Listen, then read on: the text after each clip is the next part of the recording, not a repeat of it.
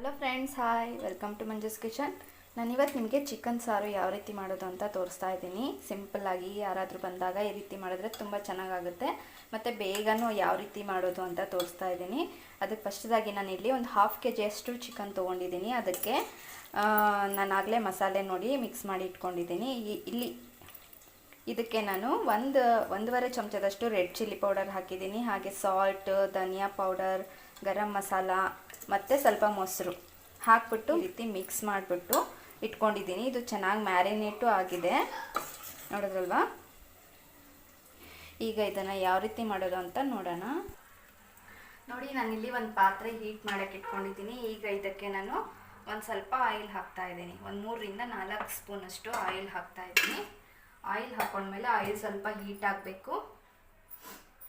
Oil heat ಆಗಿದ ತಕ್ಷಣ ಇದಕ್ಕೆ ಒಂದು ಏಲಕ್ಕಿ ಹಾಕ್ತಾ ಇದ್ದೀನಿ. ಏಲಕ್ಕಿ ಹಾಕಿದ್ಮೇಲೆ ಈಗ ಇದಕ್ಕೆ ಚಿಕನ್ ಹಾಕ್ಕೊಳ್ಳೋಣ. ಚಿಕನ್ ಏನು ಮಿಕ್ಸ್ ಮಾಡಿ ಇಟ್ಕೊಂಡಿದ್ವಿ ಅದನ್ನು ಹಾಕ್ತಾ ಇದ್ದೀನಿ.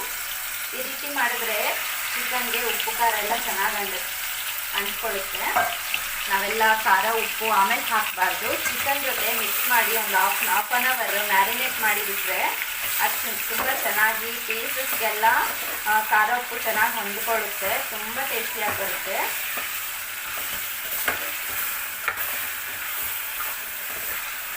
ಚಿಕನ್ ಯಾವಾಗಲೇ ಮಾಡಿದ್ರು ಇದೇ ರೀತಿ ಮಾಡಿದ್ರೆ ಸಾರು ತುಂಬ ಟೇಸ್ಟಿಯಾಗಿ ಆಗುತ್ತೆ. ತುಂಬ ಸ್ಪೆಷಲಾಗಿ ಇರುತ್ತೆ ಇದು. ನೋಡಿ, ಈ ರೀತಿ ಚೆನ್ನಾಗಿ ಮಿಕ್ಸ್ ಮಾಡ್ಕೊಂಡ್ಮೇಲೆ ಈಗ ಇದಕ್ಕೆ ತಟ್ಟೆ ಮುಚ್ಚಿಬಿಟ್ಟು ಒಂದು ಸ್ವಲ್ಪ ಹೊತ್ತು ಬೇಯಿಸ್ಕೊಳ್ಳೋಣ. ಹೀಗೆ ಒಂದು 10ರಿಂದ 15 ನಿಮಿಷ ಹೈ ಫ್ಲೇಮ್ನಲ್ಲೇ ಬೇಯಿಸ್ಕೊಳ್ಳಿ. ನೋಡಿ, ಈಗ ತಟ್ಟೆ ಮುಚ್ಚಿಬಿಟ್ಟು ಒಂದು 15 ನಿಮಿಷ ಹೈ ಫ್ಲೇಮ್ನಲ್ಲೇ ಬೇಯಿಸ್ಕೊಳ್ಳಿ. ಒಂದು 10 ನಿಮಿಷ ಅಥವಾ 15 ನಿಮಿಷ. ನೋಡಿ, ಹಾಗೆ ಚಿಕನ್ ಸಾರಿಗೆ ಮಸಾಲೆ ಸಲುವಾಗಿ 1 ಇಂಚಿನಷ್ಟು ಶುಂಠಿ ತೊಗೊಂಡಿದ್ದೀನಿ. ಹಾಗೆ ಒಂದು 4 ಗಡ್ಡೆ ಬೆಳ್ಳುಳ್ಳಿ ತೊಗೊಂಡಿದ್ದೀನಿ. ಹಾಗೆ ಒಂದು ಸ್ವಲ್ಪ ಒಣ ಕೊಬ್ಬರಿ ತೊಗೊಂಡಿದ್ದೀನಿ, 1 ಟೊಮೆಟೊ, ಹಾಗೆ ಒಂದು ಸ್ವಲ್ಪ ಕೊತ್ತಂಬರಿ. ಈಗ ಇದನ್ನೆಲ್ಲ ನೈಸಾಗಿ ಗ್ರೈಂಡ್ ಮಾಡ್ಕೋಬೇಕು. ನೋಡಿ, ಇಲ್ಲಿ ಈ ರೀತಿ ನೈಸಾಗಿ ಪೇಸ್ಟ್ ಮಾಡಿ ಇಟ್ಕೊಂಡಿದ್ದೀನಿ. ಈ ರೀತಿ ನೈಸಾಗಿ ಗ್ರೈಂಡ್ ಮಾಡಿಕೊಂಡು ಇಟ್ಕೋಬೇಕು. ನೋಡಿ, ಈಗ ಇದು 10 ನಿಮಿಷ ಆಗಿದೆ.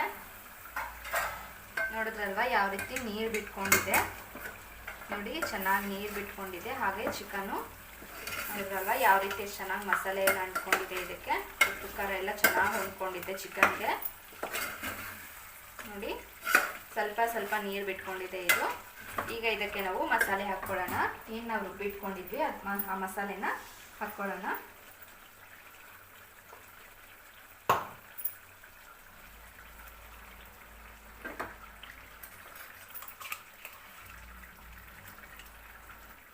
ಹಾಗೆ ನಾನು ಮಿಕ್ಸಿ ಜಾರ್ಗೆ ಒಂದು ಸ್ವಲ್ಪ ನೀರು ಹಾಕ್ಕೋತಾ ಇದ್ದೀನಿ. ಈ ರೀತಿ ಎಲ್ಲ ಮಸಾಲೆ ಹಾಕ್ಕೊಂಡ್ಬಿಟ್ಟು ಈಗ ಒಂದ್ಸತಿ ಮಿಕ್ಸ್ ಮಾಡ್ಕೊಳ್ಳಿ.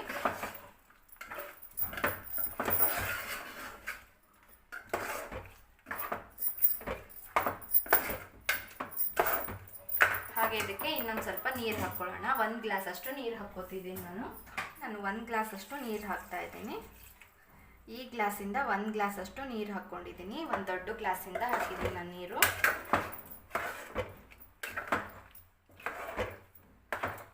ಗೆಸ್ಟ್ ಯಾರಾದರೂ ಜಾಸ್ತಿ ಬಂದಾಗ ಈ ರೀತಿ ಮಾಡಿದ್ರೆ ಬೇಗನೂ ಆಗುತ್ತೆ, ಹಾಗೆ ಎಲ್ಲರಿಗೂ ಇಷ್ಟಪಡ್ತಾರೆ.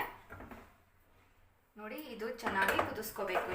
ಈಗ ಮಸಾಲೆ ಎಲ್ಲ ಚೆನ್ನಾಗಿ ಕುದಿಯೋವರೆಗೂ ಚೆನ್ನಾಗಿ ಕುದಿಸ್ಕೊಳ್ಳಿ. ಒಂದು 10ರಿಂದ 15 ನಿಮಿಷ ಹೈ ಫ್ಲೇಮ್ನಲ್ಲಿ ಕುದಿಸ್ಕೋಬೇಕಾಗುತ್ತೆ. ನೋಡಿ, ಈಗ ಸಾರು ಚೆನ್ನಾಗಿ ಕುದೀತಾ ಇದೆ. ಚಿಕನ್ ಸಾರು ನೋಡಲ್ವಾ.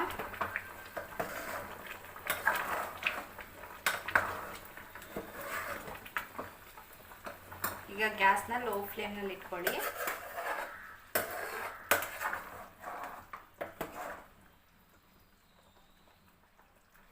ನೋಡಿ ಯಾವ ರೀತಿ ಎಷ್ಟು ಚೆನ್ನಾಗಿ.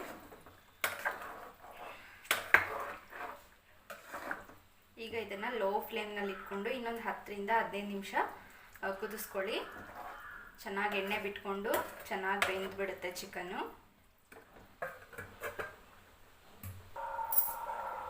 ನೋಡಿ, ಈಗ ಇದು 10 ನಿಮಿಷ ಆಗಿದೆ. ಚೆನ್ನಾಗಿ ಸ್ವಲ್ಪ ಎಣ್ಣೆ ಬಿಟ್ಕೊಂಡಿದೆ, ನೋಡಿದ್ರಲ್ವಾ. ಈಗ ಇದಕ್ಕೆ ಲಾಸ್ಟಲ್ಲಿ ಒಂದು ಸ್ವಲ್ಪ ನಿಂಬೆಹಣ್ಣಿನ ರಸ ಹಾಕ್ತಾ ಇದ್ದೀನಿ ನಾನು. ನೋಡಿ ಒಂದು ಅರ್ಧ ಸ್ಲೈಸ್ ನಿಂಬೆ ಹಣ್ಣಿನ ರಸ ಹಾಕ್ತಾ ಇದ್ದೀನಿ. ಹಾಗೆ ಸ್ವಲ್ಪ ಕೊತ್ತಂಬರಿ ಸೊಪ್ಪು, ಮೇಲ್ಗಡೆಯಿಂದ ಒಂದು ಸ್ವಲ್ಪ ಕೊತ್ತಂಬರಿ ಸೊಪ್ಪು ಹಾಕ್ಕೊಂಡ್ಬಿಟ್ಟು ಒಂದು 5 ನಿಮಿಷ ಬೇಯಿಸ್ಕೊಂಬಿಡಿ. ಹಾಗೆ ಮೇಲ್ಗಡೆಯಿಂದ ಒಂದು ಸ್ವಲ್ಪ ಕಸ್ತೂರಿ ಮೆಂತಿ ಹಾಕ್ತಾ ಇದ್ದೀನಿ. ಇದು ರೋಸ್ಟ್ ಮಾಡಿರುವಂತಹ ಕಸ್ತೂರಿ ಮೆಂತೆ. ಈ ರೀತಿ ಕೈಯಿಂದ ಸ್ಮ್ಯಾಶ್ ಮಾಡಿಬಿಟ್ಟು ಹಾಕ್ಕೊಂಡ್ಬಿಟ್ಟು ಒಂದು ಚೆನ್ನಾಗಿ ಮಿಕ್ಸ್ ಮಾಡ್ಕೊಳ್ಳಿ. ಈಗ ಇನ್ನು 5 ಮಿನಿಟ್ಸ್ ಲೋ ಫ್ಲೇಮ್ನಲ್ಲಿ ಬೇಯಿಸ್ಕೊಂಡ್ರೆ ಬಿಸಿಯಾಗಿ ಚಿಕನ್ ಸಾರು ರೆಡಿ ಆಗಿಬಿಡುತ್ತೆ. ನೋಡಿ, ಈಗ ಇದು ಚಿಕನ್ ಸಾರು ರೆಡಿ ಆಗಿದೆ. ನೋಡಿದ್ರಲ್ವಾ, ಎಣ್ಣೆ ಎಲ್ಲ ಚೆನ್ನಾಗಿ ಬಿಟ್ಕೊಂಡಿದೆ. ನೋಡಿ, ಸೂಪರಾಗಿ ಬಂದಿದೆ. ಈಗ ಇದನ್ನು ಒಂದು ಬೌಲ್ಗೆ ಸರ್ವ್ ಮಾಡ್ಕೊಳ್ಳೋಣ. ನೋಡಿದ್ರಲ್ವಾ ಗ್ರೇವಿ ಎಷ್ಟು ಚೆನ್ನಾಗಿ, ಇಷ್ಟೇ ಇರಬೇಕು ಗ್ರೇವಿ, ತುಂಬ ಚೆನ್ನಾಗಿ ಬರುತ್ತೆ. ನಿಮಗೆ ಇಷ್ಟು ನೀರು ಬೇಕಾಗಿಲ್ಲ ಅಂದರೆ ಒಂದು ಸ್ವಲ್ಪ ನೀರು ಕಡಿಮೆ ಹಾಕ್ಕೊಂಡು ಗ್ರೇವಿ ಮಾಡ್ಕೊಳ್ಳಿ. ಈಗ ಇದನ್ನು ಒಂದು ಬೌಲ್ಗೆ ಸರ್ವ್ ಮಾಡ್ಕೊಳ್ಳೋಣ. ನೋಡಿದ್ರಲ್ಲ ಫ್ರೆಂಡ್ಸ್, ಬಿಸಿಯಾಗಿ ಚಿಕನ್ ಸಾರು ರೆಡಿಯಾಗಿದೆ. ನೋಡಿದ್ರಲ್ವ ಯಾವ ರೀತಿ ಸೂಪರಾಗಿ ಬಂದಿದೆ. ನೀವು ಒಮ್ಮೆ ತಪ್ಪದೆ ಟ್ರೈ ಮಾಡಿ. ನೋಡಿದ್ರಲ್ವ ಗ್ರೇವಿನೂ ತುಂಬ ಸಖತ್ತಾಗಿ ಬಂದಿದೆ. ಚಪಾತಿಗೆ, ರೊಟ್ಟಿಗೆ, ಅನ್ನಕ್ಕೂ ತುಂಬ ಸೂಪರಾಗಿರುತ್ತೆ. ಮುದ್ದೆ ಜೊತೆನೂ ತುಂಬ ಸಖತ್ತಾಗಿರುತ್ತೆ ಫ್ರೆಂಡ್ಸ್. ನೀವು ಒಮ್ಮೆ ತಪ್ಪದೆ ಟ್ರೈ ಮಾಡಿ. ನಿಮಗೆ ಈ ವಿಡಿಯೋ ಇಷ್ಟ ಆದರೆ ಲೈಕ್ ಮಾಡಿ, ಶೇರ್ ಮಾಡಿ. ಹಾಗೂ ಈ ವಿಡಿಯೋ ಬಗೆಗಿನ ಅಭಿಪ್ರಾಯವನ್ನು ತಪ್ಪದೆ ಕಮೆಂಟ್ ಮೂಲಕ ತಿಳಿಸಿ. ಹಾಗೂ ನೀವು ನನ್ನ ಚಾನಲ್ನ ಇನ್ನೂ ಸಬ್ಸ್ಕ್ರೈಬ್ ಮಾಡಿಲ್ಲ ಅಂದರೆ ತಪ್ಪದೆ ಸಬ್ಸ್ಕ್ರೈಬ್ ಮಾಡ್ಕೊಳ್ಳಿ. ಹಾಗೆ ಮಾಡಿದ್ರೆ ನಾನು ಹಾಕೋ ಪ್ರತಿ ವೀಡಿಯೋಸು ನಿಮ್ಮ ನೋಟಿಫಿಕೇಷನ್ಗೆ ಬರುತ್ತೆ. Okay friends, thank you. Thanks for watching. Bye.